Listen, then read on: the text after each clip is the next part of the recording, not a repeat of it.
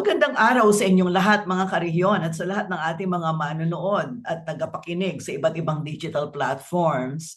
Ako po si Sonia P. Soto at ito ang So to Speak kung saan ang punot dulo ng bawat usapin ay ating lilinawin. Ngayong araw, pag-uusapan natin ang isang issue na hindi komportableng pag-usapan pero hindi rin pwedeng iwasan. Sa panahon kasi ngayon, halos lahat ay konektado sa internet. Mga magulang, kabataan, paaralan, trabaho, pati na nga ang libangan. Malaki ang naitutulong ng teknolohiya sa ating buhay, pero kasabay ng mga oportunidad na ito ay mga panganib na minsan ay hindi agad natin nakikita. Isa na rito ang tinatawag na OSAEC, Online Sexual Abuse and Exploitation of Children. Isang krimen na gumagamit ng teknolohiya para pagsamantalahan ang mga bata. At ang masakit na katotohanan, hindi ito nangyayari lamang sa malalayong lugar o sa mga kwentong napapanood natin sa balita. Maari itong nangyayari o mangyayari sa ordinaryong tahanan, ordinaryong cellphone, ordinaryong internet connection. Pero ngayong araw, hindi tayo mag-uusap para maghasik ng takot. Pag-uusapan natin ito para mas maintindihan natin paano ba ito nangyayari at paano mapoproteksyonan o mapoprotektahan ang mga bata at ano ang konkretong magagawa natin at ng bawat pamilya at komunidad. Dahil ang pinakamalagang tanong ay hindi lamang ano ang problema, kundi ano ang pwede nating gawin. Kasama natin ngayon ang isang taong matagal nang nasa frontline ng child protection at cyber safety advocacy. Makakasama natin si Ms. Jen Makalinaw ng Cyber Guardians PH. Ms. Jen, maraming salamat sa iyong panahon at sa iyong serbisyo sa protection ng ating mga kabataan. Tita Sonia, maraming salamat din po sa pag-imbita. Isang karangalan ang makasama kayo ngayon upang pag-usapan ang isang issue na sabi niyo nga ay medyo hindi komportableng pag-usapan, pero nangangailangan ng mabilisang aksyon at pagtutulungan ng bawat pamilyang Pilipino. Kaya nga, mabuti nga natuloy na tayo, hindi ba, Ms. Jen? Itong pag-uusapan natin ay importante. Dapat nga itong pinag-uusapan sa Senado, hindi ba? Hindi, Tama po. hindi kung ano-ano, di ba? Ito dapat kasi ang involved dito ay ang mga kabataan, yung pag-asa ng bayan, sabi nga ni Jose Rizal. Pero bago tayo pumunta dito sa usapin na ito, Miss Jen, mahalagang makilala ka namin at lalong makilala ka ng ating mga tagapanood at tagapakinig sa iba't ibang digital platforms ng CLTV 36. Ano ba ang iyong propesyon? Paano ka napunta dyan sa trabahong yan? Yes, tita. Ako po ay isang cybersecurity professional. So, currently, ako ay isang cybersecurity governance, risk and compliance specialist na merong 11 years na po na experience sa public at sa private sector. So, nagsimula ang mas malalim kong involvement sa child online protection nung ako ay nasa Department of Information and Communications Technology o DICT, specifically sa Cybersecurity Bureau. So, naging bahagi din po ako ng technical working group na bumuo ng implementing rules and regulations ng Republic Act 11930 o yung atin pong tinatawag na Anti-Online Sexual Abuse or Exploitation of Children or OSAEC Act. So, nakita ko po, no, actually, after pong maipasa yung batas na yan, and yung IRR, nakita ko po na hindi sapat, no, yung batas lang.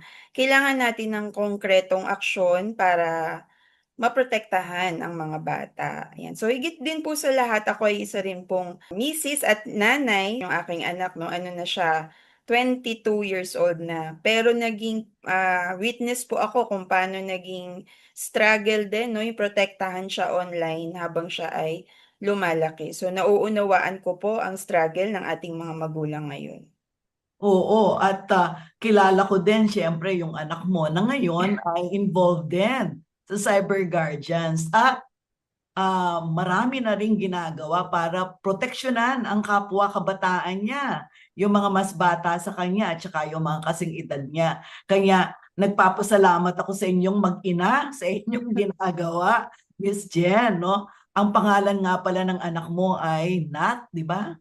Nathaniel Oo, po. Nathaniel. Na-meet ko siya sa isang national conference. Okay. So, ano naman ang Cyber Guardians PH? Kasi ito yung organization na kinakatawan mo ngayon. Dito sa iyong advokasiyang ito, pakilala mo sa ating mga tagapakinig ang Cyber Guardians PH, Miss Jen.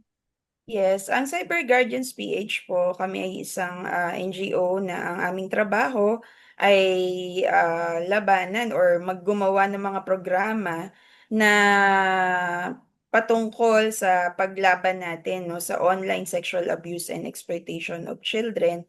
Ito man ay sa pamamagitan ng advokasya, yung paglahok natin sa mga batas, no, na ginagawa ngayon.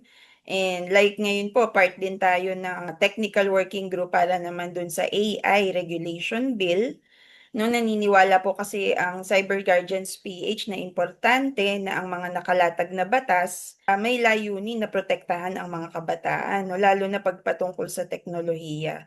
So yun po, meron tayong mga awareness campaign na ginagawa all year round, no, sa mga LGU at sa mga eskwelahan. So yun po ang pangunahing layunin ng Cyber Guardians na protektahan ang bawat kabataan, ang bawat pamilya from online threats. So bilang bahagi po ng Board of Trustees ng Cyber Guardians PH, layunin po namin na maging tulay, hindi lang awareness, no, mula sa simpleng awareness papuntang action. So tinuturuan namin ng publiko kung paano magkaroon ng ligtas na digital environment at at the same time binibigyan namin ng practical na gabay ang mga komunidad kung paano labanan ang USAIC sa pamamagitan ng child-safe at survivor-centered na pamamaraan. Napaka well-rounded pala ng inyong advokasya kasi hindi lang kayo basta nasa level ng parang tinutuligsa ninyo, no? Kundi naghahanap din kayo ng mga solusyon at marami kayong ini-involve ng mga stakeholders. Para sa kaalaman ng mga medyo hindi pagasinong kabisado itong OSAEC na ito, itong online sexual abuse and exploitation of children, sa pinakasimpleng explanation o kung anumang paraan, ano ba itong kakaibang ano na naman na ito, problemang dumapo sa atin? Yes, so sa pinakasimpleng explanation po, ang OSAIC ay simple yung paggamit ng internet, ng gadgets, ng social media para abusuhin at pagsamantalahan ang mga bata. So, maaari itong live na ginagawa sa harap ng kamera. Maaari din po na recorded ito, no? Naka-record na materyales na ipinagbibili o ikinakalat online. So, yun po, ito ay pang-aabuso gamit ang teknolohiya, no? Particularly po ang internet. Itong OSAEC, nung araw, ang paniniwala ng marami, ito naman ay hindi gasinong problema kasi isolated na mga incidents lang ito at bihira lang ang gumagawa nito, yung mga foreigners lang at wala namang involved na mga Filipino parents. At meron ding mga nagsasabi sakali na merong involved na mga Filipino parents, sila ay mga biktima din ng mga foreigners na gumagamit nitong ganitong teknolohiya para mang-abuso ng mga bata. At sinasabi pa, may mga kwento-kwento pa na yung mga bata daw mga kinikidnap yan. Hindi naman daw totoong mga anak ng mga so-called magulang na gumagawa nitong mga online sexual abuse na ito. How rampant is this? Bakit ninyo ito tinuturing na problema? Ito ba ay laganap na? Actually, bandang pandemya po, no, nang bigla itong tumaas, no, yung ating mga kaso, nakalulungkot mang isipin, at one point ay kinilala ang Pilipinas global hub, no, na OSAIC materials. So particularly by UNICEF, no. So yung study nila, and nagkaroon po ng pagkakataon, no, when you do the research, makikita natin na yearly tumataas yung mga cases natin ng OSAIC. Nakalulungkot isipin na akala namin nung naipasa yung batas, no, nagkaroon na ng IRR, huhupa ang mga kaso, no? Pero nakakalungkot na hindi pa rin po, no, nakikita natin sa news na marami pa rin cases ng OSAIC, and like kagabi lang may bago na namang kaso, no, ng pang-aabuso. Yun po yung kailangan gawan ng paraan ng bansa, no, hindi lang ng gobyerno, ng mga civil society groups, ng simbahan, ng mga eskwelahan, actually whole of nation Mm. approach para talagang masugpo natin, no, malaking problemang ito, because we are talking about the future of our nation, no, yung sila po yung kinabukasan natin, and they are being destroyed at a very young age ngayon. Oo. Yung mga anyo ba nito, iba-iba? Kasi, halimbawa, meron akong mga napanood na materials galing sa isang government agency nung Women's Month, no? Kasi merong mga digital parenting na mga ginawa, pinakita ito, ganyan. Merong pinakita na binihisa ng bata, pagkatapos sinarap doon sa camera ng nanay, pagkatapos pinaghubad yung bata. Ganun nangyari yung tinatawag na OSAEC. Puro ganito ba o may iba't iba pa? Kasi may sinabi ka pwedeng recorded, pwedeng live. Ano-ano ba to? Papaano ba to ano-ano ba tong forms ng OSAEC na nakalagay na sa batas na pinagbabawal? Yes, tita. So, yung marami pong forms ang OSAEC, no? So, meron tayong tinatawag na grooming. So, ito yung unti-unting pagkuha ng loob ng bata o ng pamilya ng isang online predator. So, in a way, inaano yung bata, parang kinokondisyon yung mind niya para mapalapit dun sa online predator. Hmm? Another form is yung online exploitation. Ito yung pag-uutos sa bata Mhm. na gumawa ng sexual na gawain sa harap ng webcam.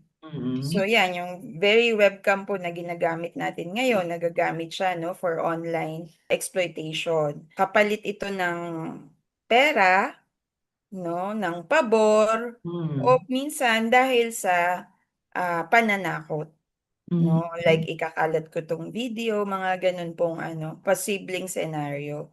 And Mhm. then lastly, yung tinatawag naman nating CSAM, yung child sexual abuse material. Ito yung mga mismong litrato o video ng pang-aabuso ng bata. So minsan binibenta ito, no, or minsan basta pinapakalat, no, ng mga online predators, but usually may pera na involved po sa ganitong gawain. Parang negosyo, ganon, business. Yes po, nakakalungkot isipin, isa siyang industry, no, globally, and yun nga yung ating nakikita ngayon. Meron po kasing tinatawag na market for this industry, kaya lumalaganap siya. So, Mhm. yun, nakikita natin, no, sa studies din ng ating government agencies, ng LEAS, karamihan yung ating yung nagtatangkilik nito, no, o yung nagbabayad para dito ay mga galing po sa mga ibang bansa. So to speak, so to speak. Kanya sabi mo global, no? Talagang itong mga noong araw kasi ang alam natin mga pedophile, no? Na physical yung ginagawang pang-aabuso sa bata. Kanya ngayon may mga nagsasabi, better daw ito. Kasi hindi daw yung pedophile daw physical na abuse, nagagamit yung bata. Ito naman daw pinapakita lang, hindi naman nahahawakan. Bakit kailangan malaman ng mga tao na wala itong pinagkaiba sa physical? Kasi harmful ito kahit na online lang. Please explain this to us, Miss Jen. So, yung pong excuse ng iba, no, na online lang naman, hindi naman nahawakan, no, meron pang term na no touch, no harm. Hindi po ito totoo. Ang trauma na na-experience ng isang biktima ay hindi virtual, no, totoo siya. It's very real. Kahit walang physical na exploitation,